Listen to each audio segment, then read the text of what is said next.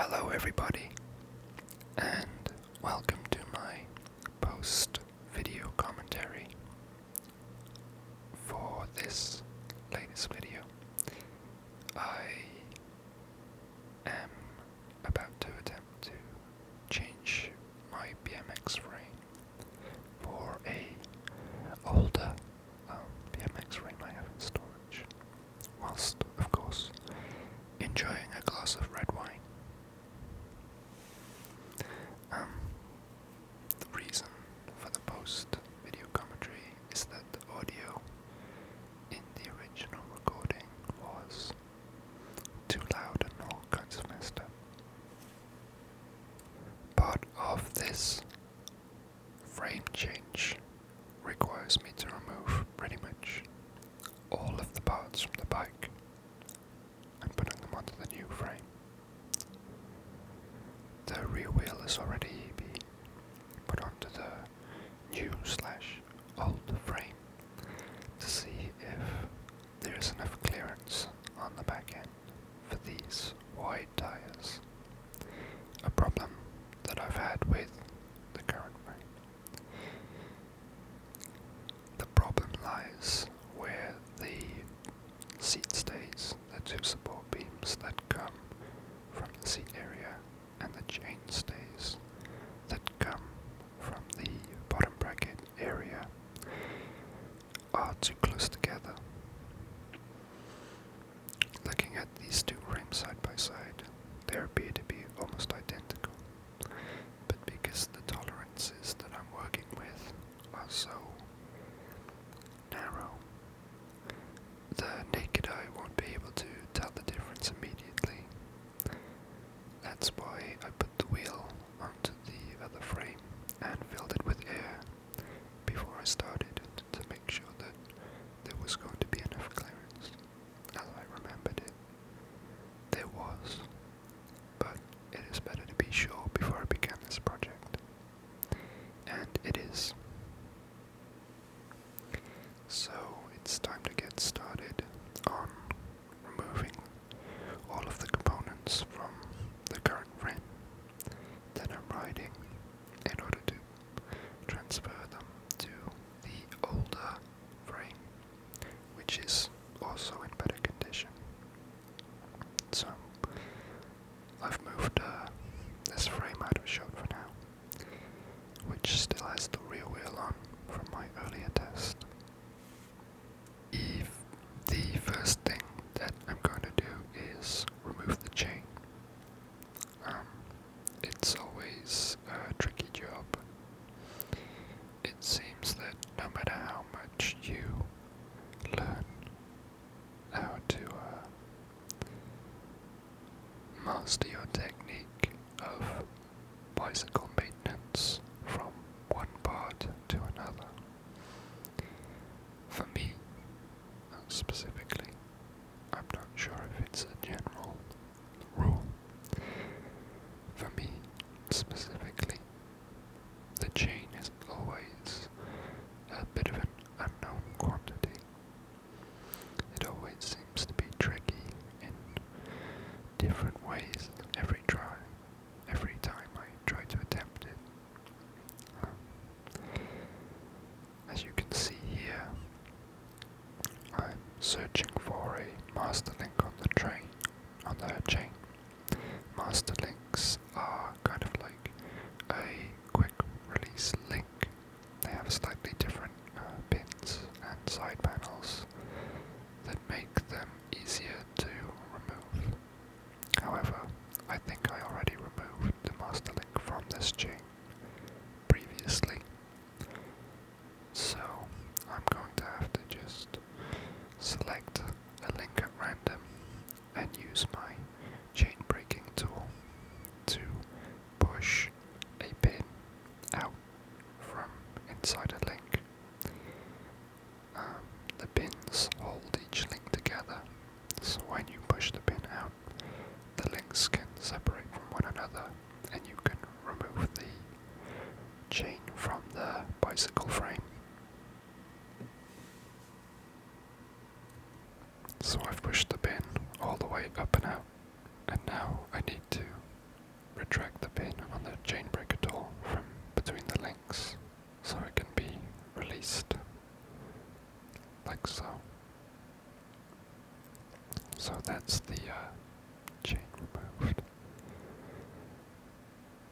it's always kind of the messiest job as well because of all the grease. The next thing I will do is remove the cranks and the bottom bracket. The bottom bracket is the name for two giant bearings on the left and right side of the BB shell with a spacer tube between them to keep them separated and to keep the spindle or axle straight when it goes between them. The spindle is the central arm that holds the two crank arms together. So, the first part to remove is the cranks, then the BB. So the first thing I need to do in order to remove the cranks is I need to remove this bolt with an Allen key. This bolt is like a placeholder. Once everything has been pulled tightly together, it screws into place. Rather than to hold everything together with its own force, it's more there to make sure that nothing becomes loose after it's been pulled together. It's always a good idea to have this bolt done up tightly, so I needed a wrench to give me leverage to unscrew it. It's quite a long bolt, which it needs to be, ideally. So, that's been removed. As you can see, it is quite long. And then, once that's removed, I can use this next tool, that's a two-part tool, to push the cranks apart. This tool came with the cranks on one setting with a smaller diameter. It can be used to screw into the spindle and hammer the spindle away from the crank arm nearest to us. With the larger diameter, it can be used to screw into the spindle and pull the crank arm closest to us onto the spindle. The spindle has, I believe it's 19 splines. No, it's more, it's 48 splines. And the inside of the crank arm is also machined with correlating 48 splines.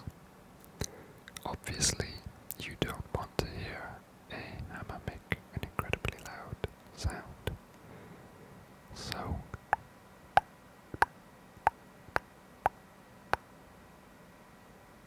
no, it doesn't. Via the magic of voiceover post-video. So, I don't need that tool anymore. It's hammered the spindle arm out of the crank arm nearest to us sufficiently enough that I can wiggle it free by hand now. It's still not that easy, and really you don't want it to be.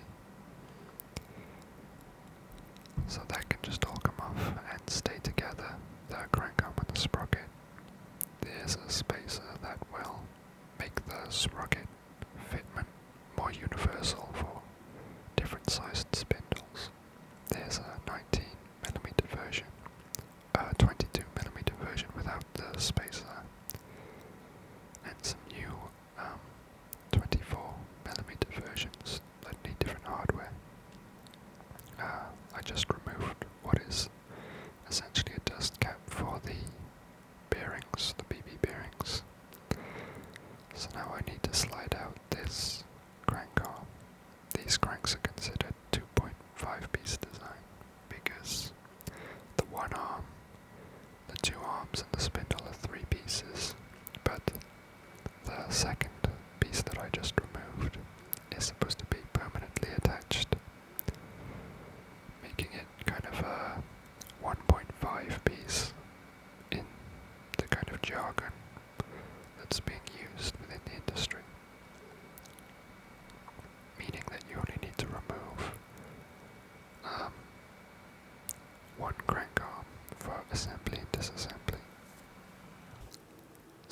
Next, I need to remove the bottom bracket bearings from the bottom bracket. I'm going to use the extension arm from my socket set in order to push the spacer tube between the bearings up out of the way, and then hammer out the bearings with my new hammer.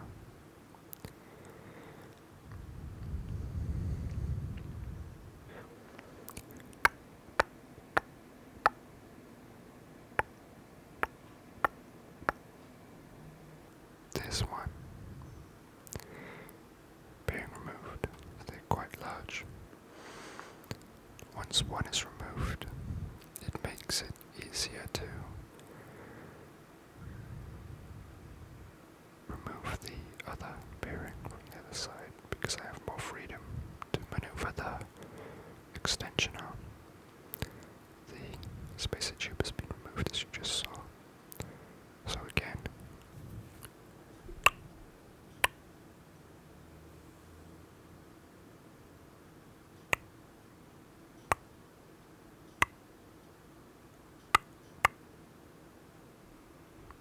and now both of the oversized bearings, BBs, are removed, as well as the spacer tube. It's always a good idea to grease the outside of the bearing and the inside of the shell so that you can remove them more easily in future, as it is an area that can rust from time to time, and then you really will have a lot of difficulty removing them. Here you can see the hanger cable and calipers for the brakes, which are the parts I'm going to remove next. So the first thing I'm going to remove is the calipers, using a Allen head bit for a drill and my socket wrench. I've been using this setup for quite a long time now. It's pretty stupid. I need to just go out and invest in a proper Allen wrench in this size, as I use it for more than just the brakes. I think it is the same size Allen wrench used with the seat clamp as well. So one is loosened up, and now the other. They're quite tight. One of the problems that you can often have if you run brakes with optional brake mounts is when you try to undo the Allen bolts that hold the calipers on the frame, is that as you loosen them, you loosen the brake mount on the frame as well, and you can accidentally end up removing the mount, the bolt, and the caliper all intact with one another. Now that the screws are under, I can remove the brake arms. I also need to remove these cables, which are called the cable hanger. It's where the brake cable that comes from the lever and along the frame attaches to it's called a hanger, but it basically spreads the cable into two separate cables, one for each brake caliper. This one is adjustable and has a quick remove feature, like you just saw. Then I need to unscrew the component that holds the brake cable in place on the frame, and also adjust its tension. And then, using a very small Allen key, I can remove the little guide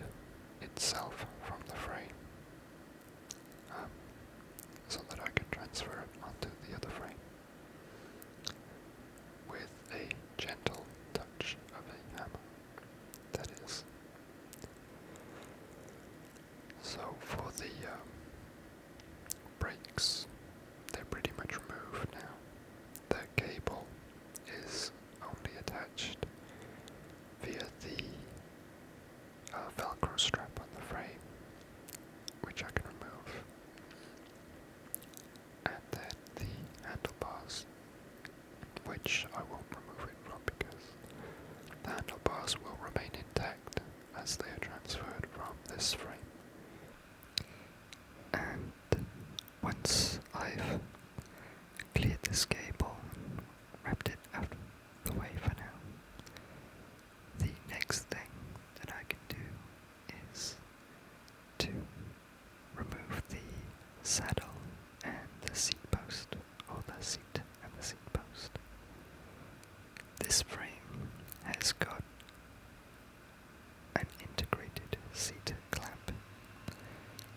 That just means that the pinning mechanism that clamps the seat post to keep it stiff is welded into the seat tube of the frame, and there are holes drilled through the clamps for a bolt to go through that can pinch it closed. The new frame that I'll be using has a external seat clamp instead. The seat post I have is slightly longer, or I suppose actually it's much longer than a lot of other people's seat posts. The fashion for a long time was to have your seat slammed, and slammed just means that it's sitting right on top of the frame with no extended seat post. It was a style thing and practical for certain types of tricks. So lots of people didn't have the need for long seat posts, just small wedge ones. But I prefer to have enough height on my seat post that I can sit down and pedal at the same time if I'm using my BMX to travel from one place where I want to ride to another. So the next job I have, and I think the final job that I have on the dismantling section of the frame change, is to remove the handlebars and forks, which by loosening and removing the stem will release the forks and handlebars in one. As you can see in the video right now, I am releasing the pinch bolts on the stem. These serve to clamp the stem down around the diameter of the steerer tube of the forks. They're not too difficult. You do need them to be done up tightly. They are what stop the handlebars from twisting left and right independently of the front wheel and making them unaligned or misaligned. So with some force and maybe leverage, they're not too difficult to loosen and very straightforward. Once I'm finished loosening those bolts, the next job is to remove the top cap, or the compression cap. This is a wider bolt or cap that is threaded like a bolt would be, that threads into the inside of the steerer tube of the forks. It serves to hold the stem on the steerer tube of the forks, and by proxy flexi the handlebars, and also acts as a compression cap that, when tightened down, pulls everything together tightly. The stem and the forks onto the head tube of the frame to avoid any wobble. This particular top cap has a lot wider diameter than others on the surface. The thread can usually be quite standard, so it was a bit more tricky to remove. Now I can slide the frame up and over from the steerer tube, and I need to remove the headset. The headset is another word for more bearings that go inside the head tube of the frame that facilitate smooth turning of the front wheel via the forks and handlebars. And this is a little spacer cap that helps the steerer tube of the forks to sit comfortably within the bearings without there being any wobble. There is a bearing that sits at the top of the head tube and the bottom of the head tube. So the forks have gone through, and the spacer presses into place quite easily this time. Sometimes it can be more difficult.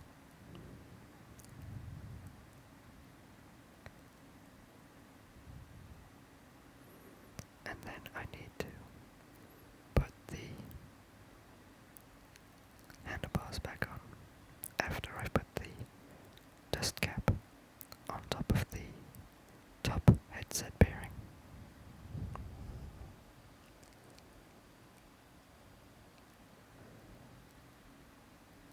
And now that the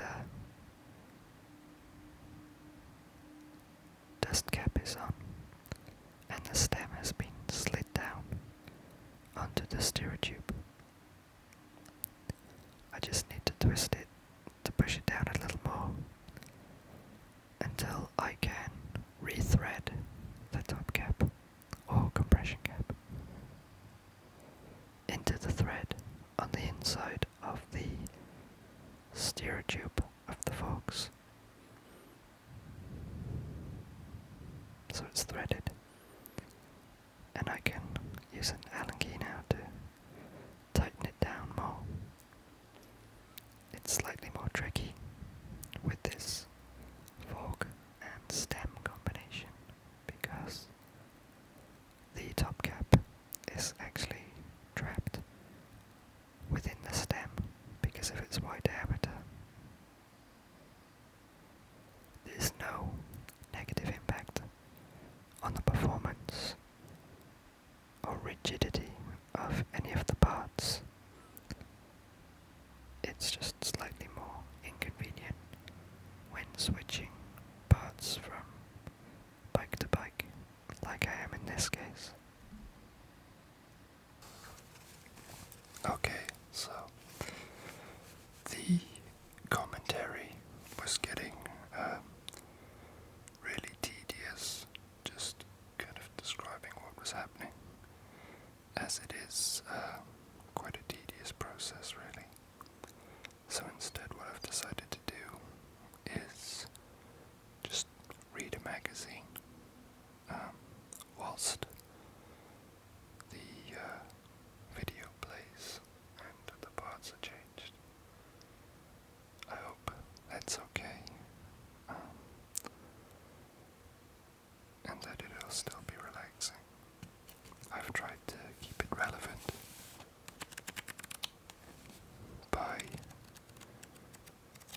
looking through a BMX magazine, and I'll try not to just read off the page and try and talk more naturally, as I know some people don't like the sound of people reading when they can hear from the tone of their voice that they're quite obviously reading. So I'll try to avoid doing that. The magazine that I have is Source BMX magazine. In fact, I'm almost certain it's the same copy that is featured in some of my earliest videos.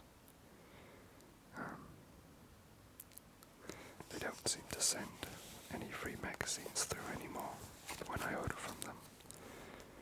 Not that I'm complaining, as what they do send is free t-shirts, and not the kind that I want to use as a rag to wipe up oil and mess.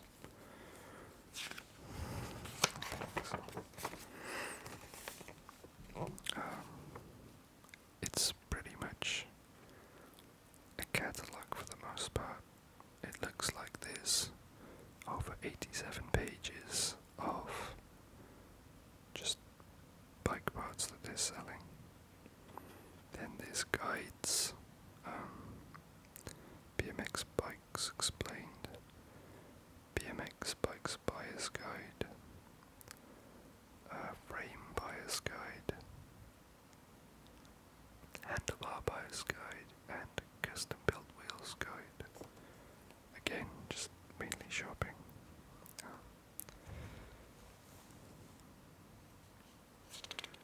And then there are some features. Let's take a look.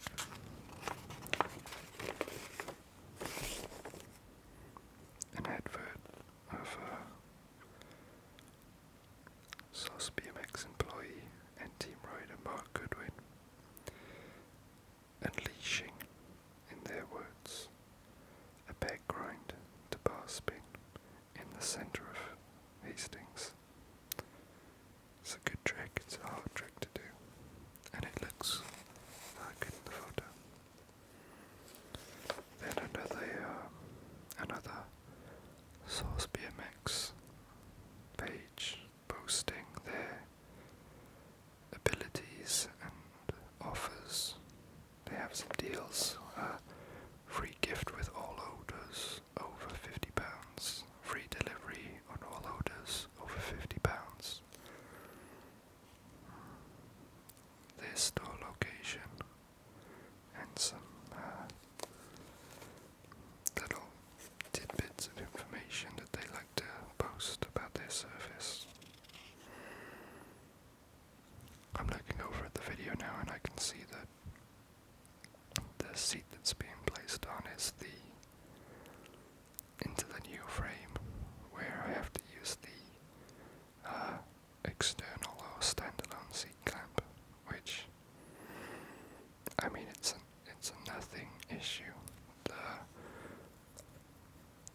For the purists out there, or for the weight whores as they're affectionately referred to, there will be maybe a gram or two extra weight from the standalone seat clamp rather than an internal seat clamp, but you really have to be taking weight savings incredibly seriously in order to worry about that kind of thing.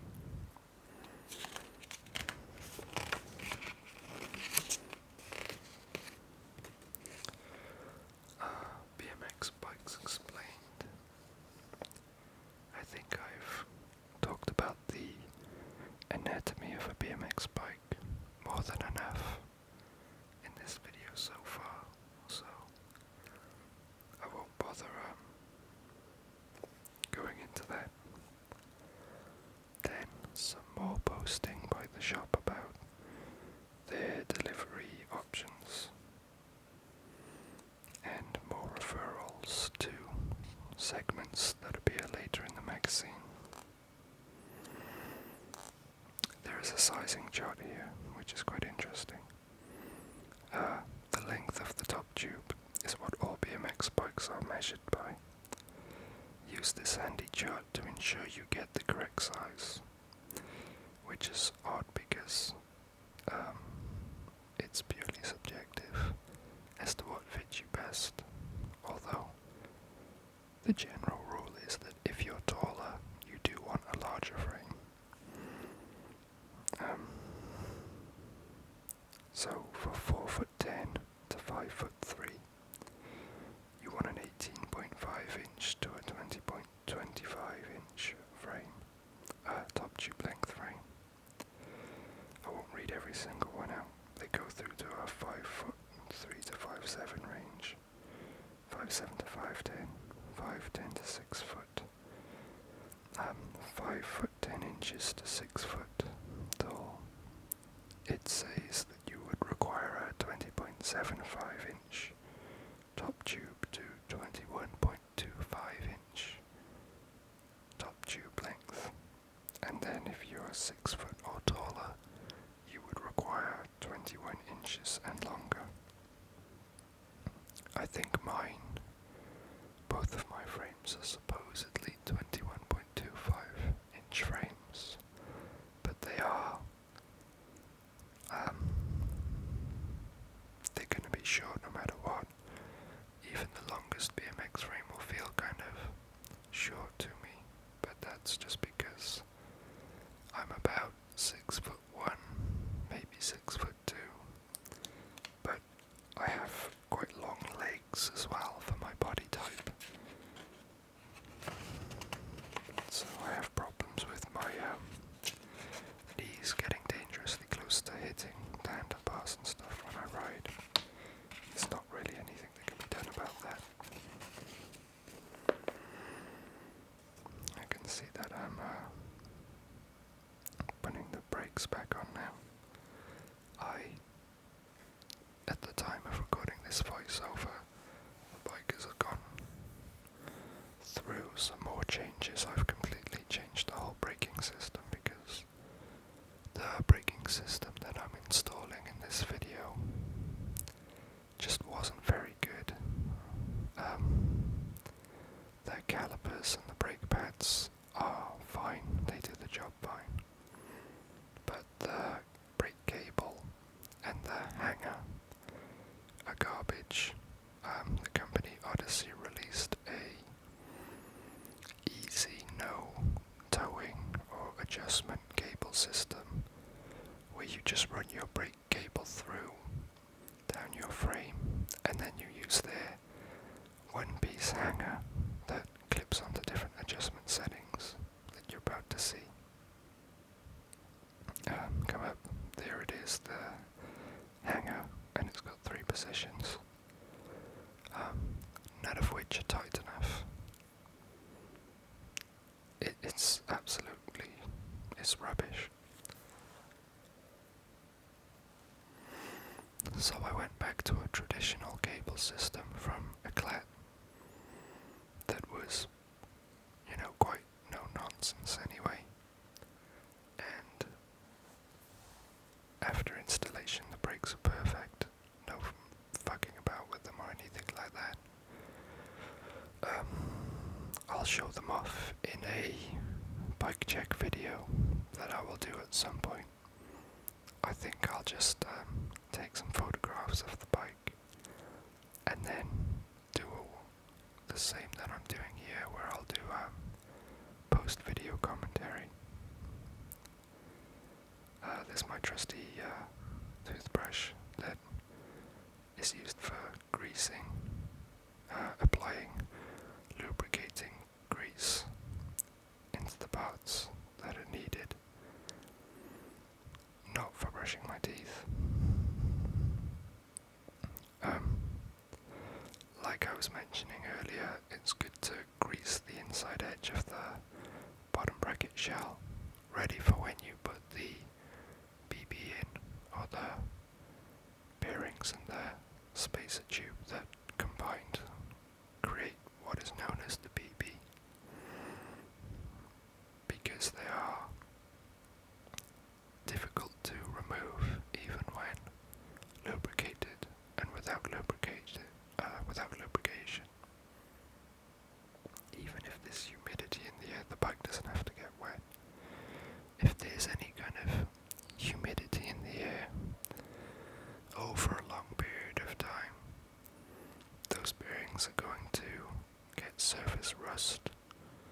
on the outside edge, and so will the inside edge of the BB shell, and they will just kind of, not literally, but almost feel like they're fused together, where it'll be very, very difficult for you to remove them without doing any damage.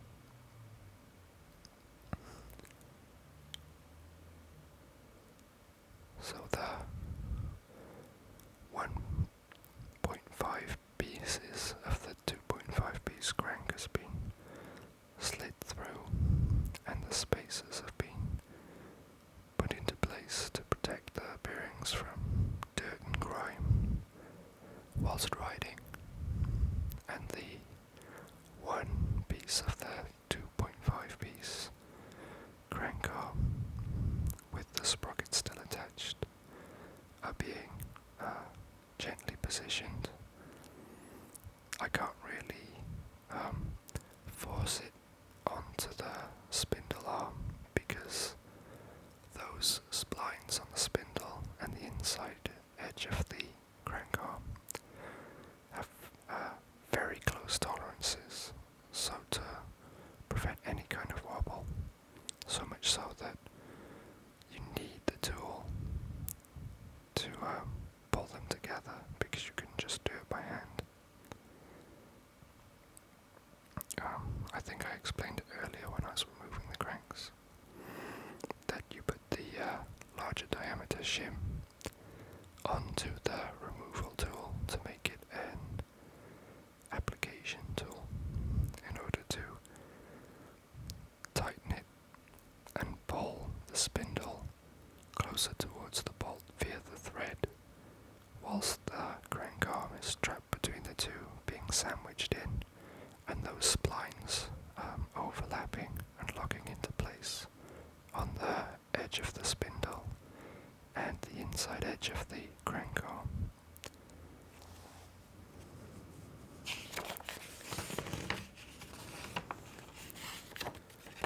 So, back in the magazine, there's a complete buyer's guide with a small list of youth bikes, entry-level bikes. What does it say about entry-level bikes? Entry-level bikes are designed to be your first BMX bike, or your first proper BMX bike, and are typically suited to all types of riding. Chances are, if you're in the market for an entry-level bike, you are new to this, and you can find the choice a little overwhelming. Firstly, the best thing to remember is that we don't stock any bad bikes, so you just need to find something to suit your needs.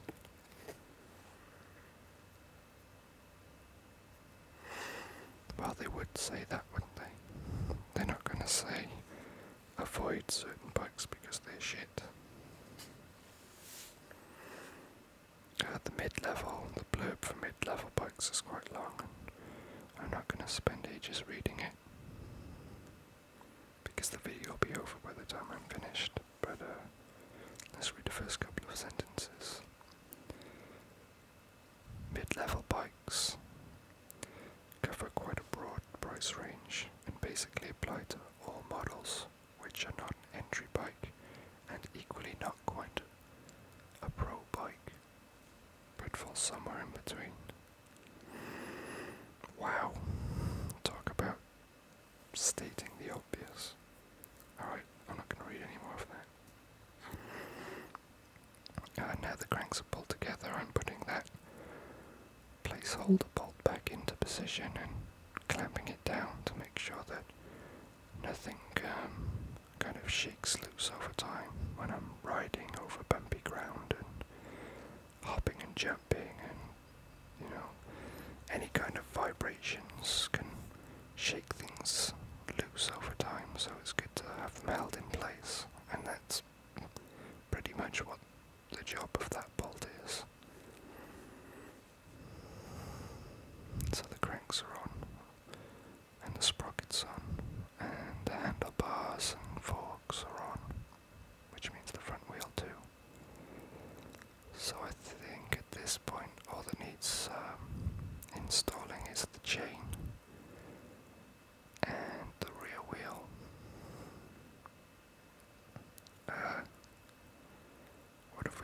does the blurb say for pro bikes in this magazine?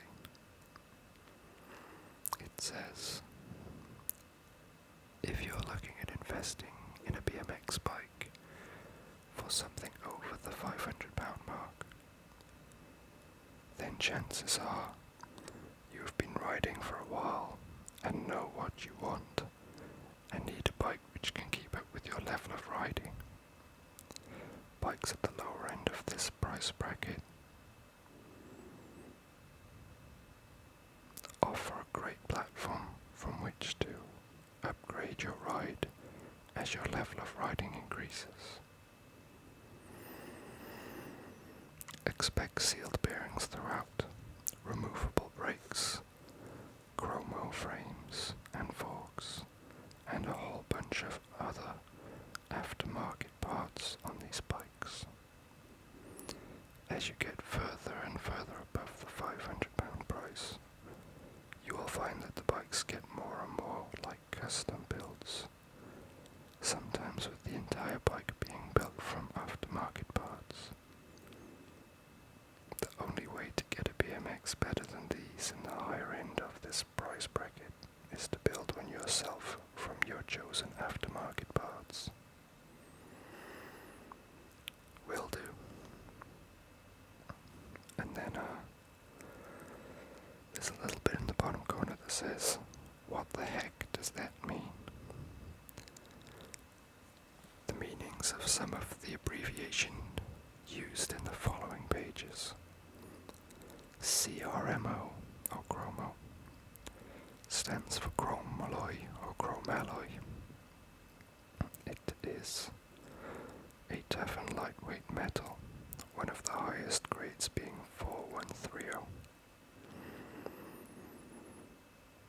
It's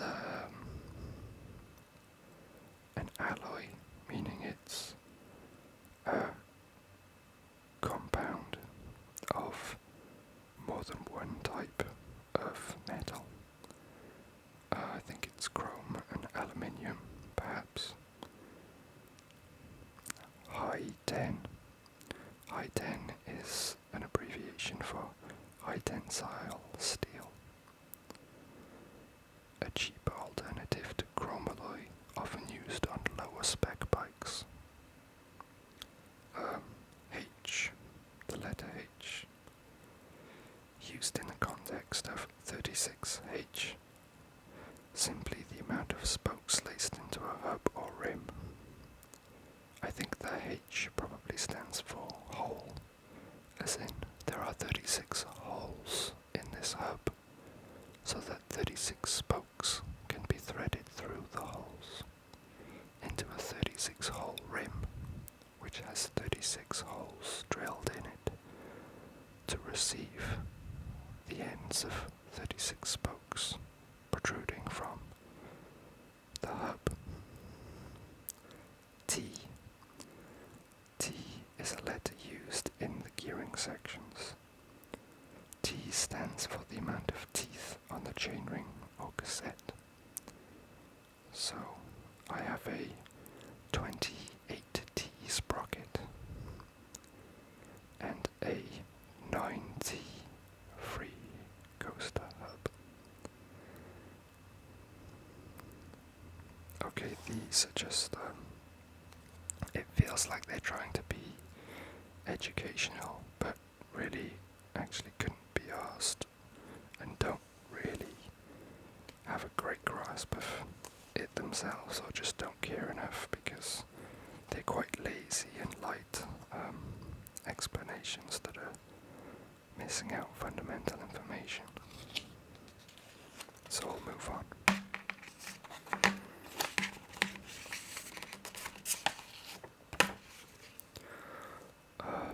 We've got a catalogue of bikes, pre-built bikes to buy, pre-made, by the company Fit Bike. And again, more bikes by Fit Bike.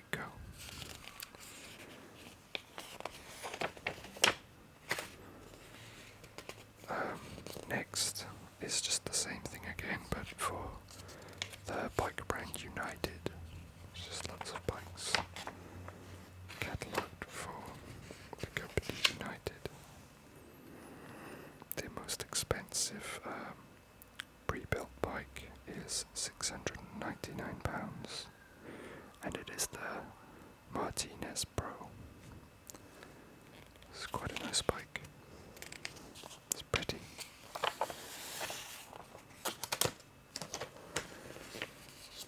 Next is Verde, V-E-R-D-E, Verde, and their most expensive bike is $769.99, which is the Lux.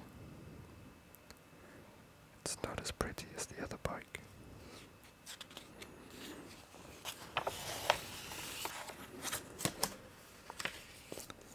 Then there's a bike company called Jet, which I have never heard of in my life.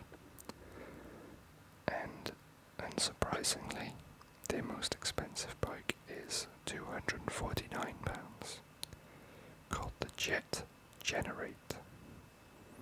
And it doesn't look very nice at all. So looking back at the video now, I can see I flipped the bike over and I'm wearing slippers. The rear wheel is on and the chain is on after a fair bit of difficulty. So aside from attaching the cable hangers to the brake calipers, it looks like the job is finished. Just removing that frame, and yeah, that's it. Take a quick look at all the parts now they're installed on the new frame. When I ordered the frame, it was listed as charcoal, but you can quite clearly see there's a green tint to it, which I've kind of just grown to like. I was a bit disappointed to begin with, but I've gotten used to it. And there's my good old Sunringle rim with a 46 spoke setup. It's really sturdy. I've had it for like 4 years now. And the rear wheel, which is a pain in the ass. And that's it, really. Nothing left to say except thanks for watching, and I hope you enjoyed the